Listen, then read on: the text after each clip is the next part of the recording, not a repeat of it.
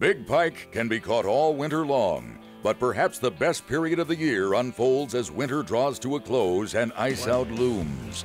Pike are on the move to areas where they're going to spawn, often stopping to feed along the way. Once they reach those areas, they hold before making that final move into spawning areas.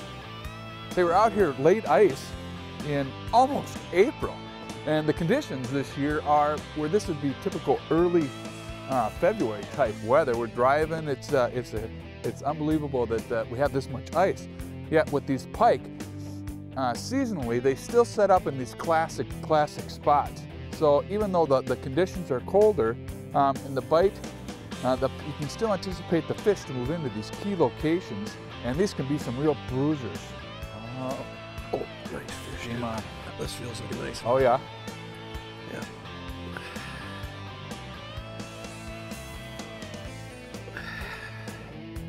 And the whole thing, these move in here, we're using just dead bait, and these are very opportunistic fish. We have some windlass tip-ups up to add a little action to our spread, but for the most part, they're cruising through, picking up these dead baits.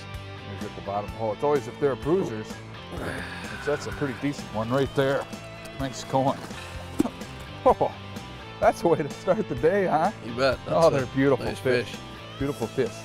Yeah, and this time of year, I mean, this may be one of the smaller ones we catch all day. Who's to say, you know, if these big monster pike move in there, we could be looking at the girls that pretty much rule the roost. Oh yeah. That's a dandy. Yeah, nice fish. Yeah, and I think we're just, you know, these classic spots, and this is whether it's a creek running in or a back bay, these pike move into these classic areas.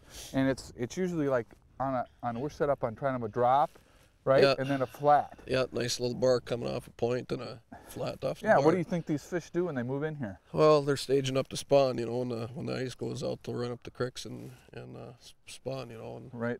Yep.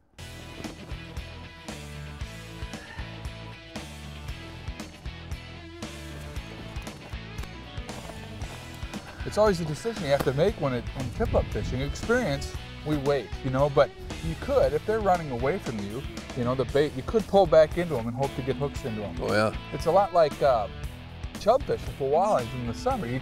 When you're using big baits, you're unsure and your hooking percentages do go down, but that is the advantage of a good quick strike rate. Yep. Yep. We want to see if he's there. Yep, generally when they stop, they reposition it maybe and they're settled. Yep. He might be turning back on you. Yep.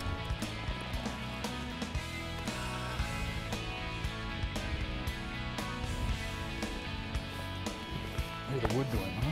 How's it feel? Doesn't feel 42. No. Maybe he's a sleeper though.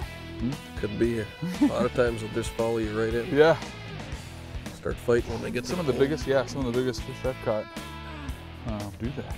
So you never know. You always gotta be cautious. Don't see a lot of thrashing. There you go. I see something right there. A little line dancing. Yeah. Huh? Yeah, that's pretty. Bubbles.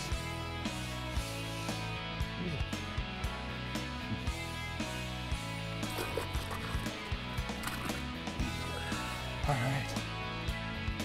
Not a bad fish there, huh? Not too bad at all.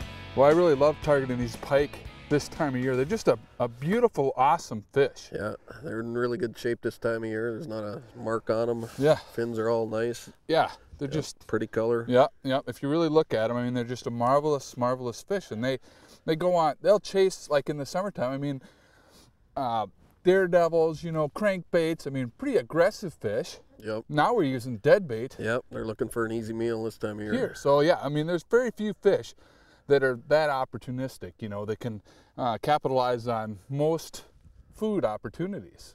Let's keep hoping for bigger and better, shall we? You bet. Yeah, still a nice fish though.